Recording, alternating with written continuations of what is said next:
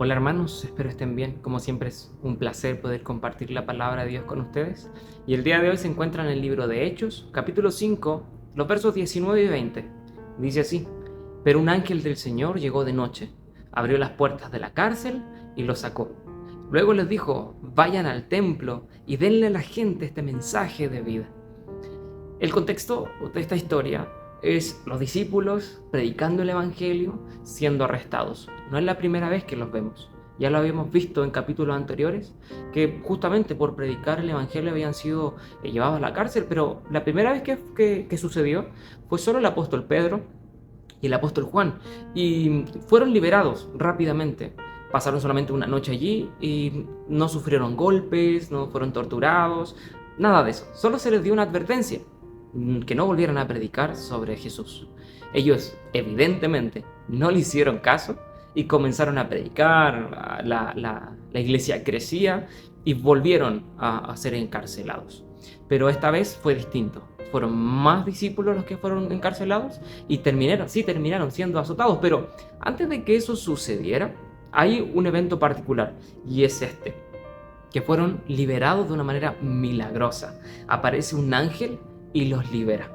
Y es increíble porque estaban allí, iban a ser azotados, y el ángel aparece en un momento, en medianoche, los libera y le dice: vayan a predicar el Evangelio. Y efectivamente eso es lo que ellos hacen: son liberados y se van a anunciar el Evangelio. Cuando a la mañana se enteran de que ellos no estaban, los van a buscar, los encarcelan nuevamente.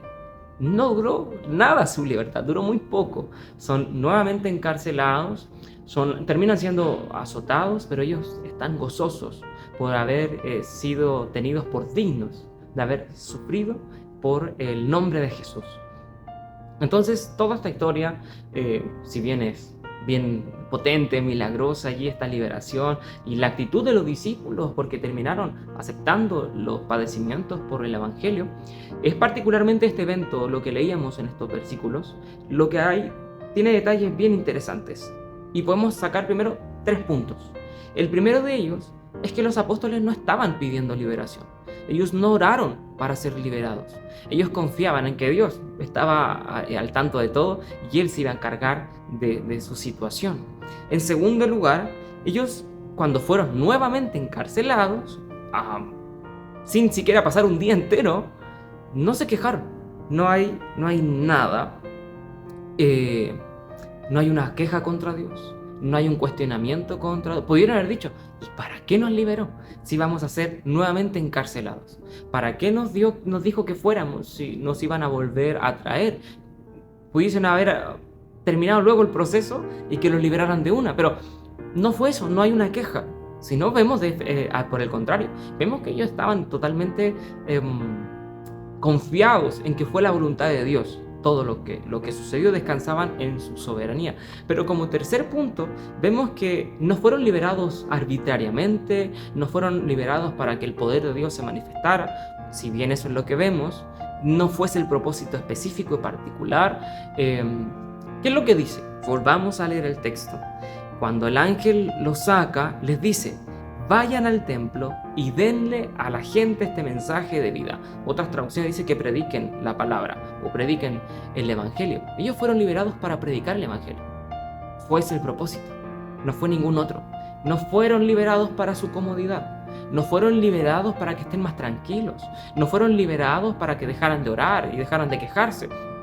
No, fueron liberados para que prediquen la palabra de Dios. Y esto es potente, porque nosotros también pasamos por procesos difíciles. Tal vez ninguno de nosotros haya llegado a la cárcel, pero sí hemos pasado momentos complejos en los que oramos a Dios pidiendo que nos libre de aquellos procesos.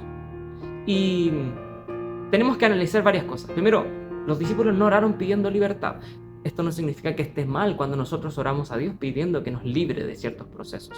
Pero entendemos que los procesos por los cuales Dios nos hace pasar son para nuestro bien.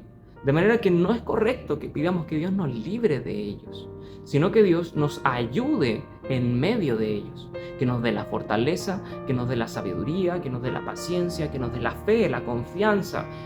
Pero aquí hay un punto importante y invito a que puedas orar de esta manera en tus procesos. Ellos fueron liberados para predicar la palabra de Dios. Solo para eso. Y cuando volvieron nuevamente, luego de ser azotados, volvieron a ser libres, ellos siguieron predicando la palabra de Dios. Te invito a que puedas orar, puedas pedir a Dios y a cambiar el enfoque de tus oraciones. Y en medio de tus procesos puedas orar para que Dios te dé la posibilidad de predicar la palabra de Dios. Y si Dios te saca en victoria de algún proceso, que sea para que proclames su palabra. Si tal vez estás viviendo una enfermedad y Dios te sana, que sea para que tu palabra sea predicada. Si tal vez estás viviendo un momento difícil, tal vez luto o dolor o aflicción, y Dios te logra levantar de esa circunstancia, que sea para que la palabra de Dios sea predicada. Que esas circunstancias puedan ser usadas para que tú puedas proclamar el Evangelio, la palabra de Dios. Cuando oramos, y seamos sinceros, seamos honestos con Dios. Cuando estás en un problema, en un proceso difícil y oras a Dios, oras por tu comodidad. Oramos, estoy generalizando, no siempre es así, pero tendemos a orar por nuestra propia comodidad, porque no queremos estar enfermos, porque no queremos sentir dolor, porque no queremos sufrir, porque no queremos pasar por circunstancias complejas. A nadie le gusta, no es cómodo, no es grato, no se siente bien. Sí, es verdad. Y debemos también ser sinceros, oramos por nuestra propia comodidad, porque no nos queremos sentir así, porque no nos queremos sentir enfermos, mal, con dolor o cualquier otra circunstancia que nos provoque alguna aflicción. Sin embargo, no es que esté mal, vuelvo a repetir, pero debemos orar no para que Dios nos saque del proceso, sino para que podamos terminarlo justamente en victoria. Y el proceso, recordar que el propósito de Dios es que podamos proclamar la palabra de Dios. A eso Dios nos mandó, y a eso mandó a los discípulos. Y cada proceso que hizo, trabajó con sus discípulos, fue para que terminaran predicando el Evangelio, terminaran dando testimonio de que realmente el Evangelio es verdad y en él hay salvación. Por eso te invito a que primero cuestiones tu vida. Si estás viviendo un proceso, te animo a confiar en las manos de Dios. Así como Dios estuvo con los apóstoles, Dios también va a estar contigo. Él es soberano y no se le escapa ningún detalle. Pero también te animo a que puedas orar para que Dios te pueda usar y esa circunstancia o ese proceso pueda ser ocupado para que tú puedas proclamar el Evangelio y la palabra de Dios. Tal vez si estás viviendo un luto o has vivido un luto, para que puedas predicarle a gente que está viviendo circunstancias similares. Si estás viviendo escasez o alguna enfermedad y Dios te ha librado, o de algún proceso difícil y Dios te ha librado, que puedas predicar la palabra de Dios y que pueda ocupar esa circunstancia para su gloria. Recordemos que si Dios nos libra con un propósito. Y ese propósito no es nuestra comodidad precisamente, sino para su gloria. ¿Y cómo es glorificado Dios? Cuando su evangelio es proclamado y la gente acepta su palabra. Que Dios te bendiga, te anime y te fortalezca en medio de tus procesos, y también que pueda ser usado para la proclamación del evangelio.